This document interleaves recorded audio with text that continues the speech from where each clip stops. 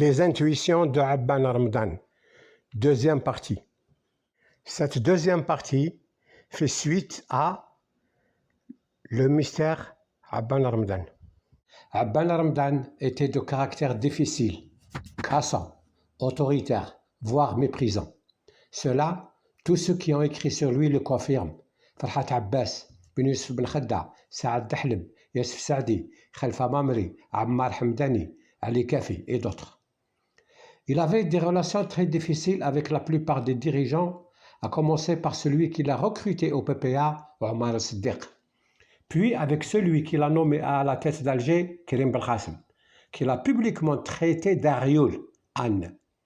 Même chose avec les membres de la délégation extérieure du FLN, surtout Ben Bella, qui l'a accusé d'être un traître, et les colonels de la Révolution, Bossof, Boumediene, Ben Tobel et Amiroche, qui lui est arrivé de qualifier de voyou. Il pensait qu'il était le plus qualifié pour diriger la révolution, ce qui a suscité chez les autres prétendants une terrible méfiance à son égard. Saad Dahleb, qui était très proche de lui et à qui il devait son ascension politique, écrit, je cite, « Il nous mettait souvent devant le fait accompli. Rien n'irritait davantage Karim Belkacem Ben Mehdi que de le voir jouer au chef. » Fin de citation. Abban Ramadan n'était pas favorable à l'action militaire à Alger et se méfiait des groupes de choc formés par Youssef Saadi et Mokhtar Bouchefa. Il avait pris le titre de délégué national du FLN et s'était vite attelé à rallier au FLN toutes les forces politiques du pays, centralistes du MTLD, ulama, partisans de Farhat Abbas, communistes, etc., à mettre sur pied de grandes organisations nationales, travailleurs, commerçants, étudiants, et à doter la révolution d'un hymne national composé par le patriote et poète du PPA-MTLD, Moufdi Zakaria. Après le départ de Bachir Ibrahimi pour le Caire en mars 1952, où les ulama possédaient une représentation, l'Arbi Tbessi assume la fonction de président de l'association. Il proclame en janvier 1956 son soutien à la révolution et appelle les militants de l'association et les élèves des madrasa à rejoindre la lutte armée.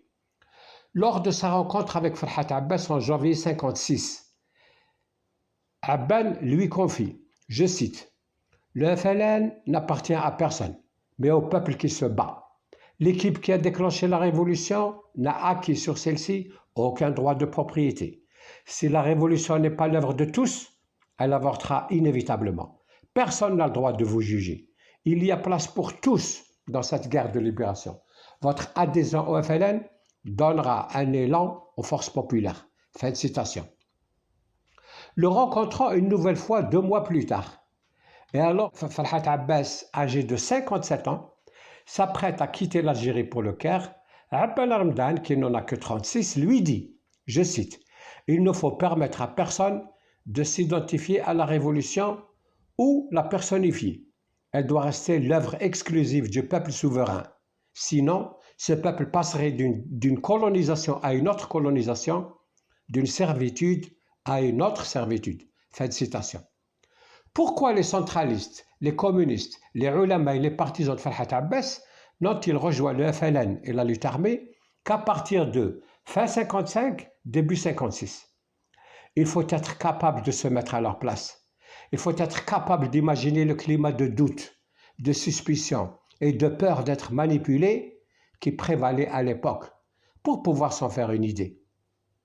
Le souvenir de l'infiltration et de l'arrestation des dirigeants de l'organisation secrète et de centaines de ses membres était encore vif dans les esprits. On n'avait pas la certitude que le CRUA FLN n'était pas une création de l'une ou l'autre des factions qui se disputaient le PPA-MTLD ou même des services français. Ce n'est que lorsque la lutte armée contre l'armée française est devenue une réalité générale et que les affrontements armés entre le FNL et le MNA, créés en décembre 1954, ont commencé en Algérie et en France, que les choses se sont enfin éclaircies. La conférence de Bandung a été la première enceinte internationale où a été reconnu, en avril 1955, le droit à l'autodétermination du peuple algérien. Le deuxième acte sur la voie de l'internationalisation du problème algérien a été le vote de la 10e session de l'Assemblée générale de l'ONU, le 30 septembre 1955, par lequel le problème était sorti pour la première fois du strict cadre français. Bonne nouvelle pour les Algériens. L'ONU a fixé la date du 30 janvier 1957 pour débattre de la question algérienne. Le FLN décide d'apporter au monde la démonstration de l'engagement du peuple algérien derrière lui. Le CCE appelle à une grève de 8 jours. La répression s'abat sur Alger, mais l'objectif est atteint. Le leader qui en a eu l'idée, l'Arbi Ben Mehdi, est arrêté puis assassiné en février 1957. En juin 1957, Germaine Tillon, qui est une anthropologue française connue, qui connaissait très bien l'Algérie et avait écrit des livres sur l'Algérie. Donc, en juin 1957, Germaine Tillon est à Alger pour une mission de bons offices et est reçue par Youssef Saadi, Ali Lapointe et Zohra Drif. Youssef Saadi en informe le CCE à Tunis. C'est la reprise des négociations qu'on avait reprochées à Abban Armdan, notamment par le colonel Ali Kafi, qui l'accuse dans ses mémoires d'avoir favorisé l'avènement des partisans de Farhat Abbas et des centralistes à la tête de la révolution et d'avoir dénaturé son esprit pour mieux négocier avec la France. D'après lui, Ali Kafi, Amiroche a établi la preuve que Abban entretenait des relations secrètes avec les Français. Les négociations sont l'un des deux volets de la proclamation du 1er novembre 1954. Elles ont commencé dès le mois de janvier 1955, en Algérie et dans plusieurs pays étrangers, et tous les dirigeants de l'intérieur et de l'extérieur ayant pris part, comme je l'ai démontré dans l'enregistrement consacré à la proclamation du 1er novembre. En août 1957, Abban Armdan est au Caire. Il dit à Farhat Abbas, en parlant des chefs militaires, je cite, « Ce sont de futurs potentats orientaux. Ils s'imaginent avoir droit de vie et de mort sur les populations qu'ils commandent. Ils constitueront un danger pour l'avenir de l'Algérie. Ce sont tous des assassins. Ils mèneront une politique personnelle, contraire à l'intérêt de la nation. L'autorité qu'ils ont exercée ou qu'ils exerceront les rend arrogants et méprisants. Par leur attitude, ils sont la négation de la liberté et de la démocratie que nous voulons instaurer dans une Algérie indépendante.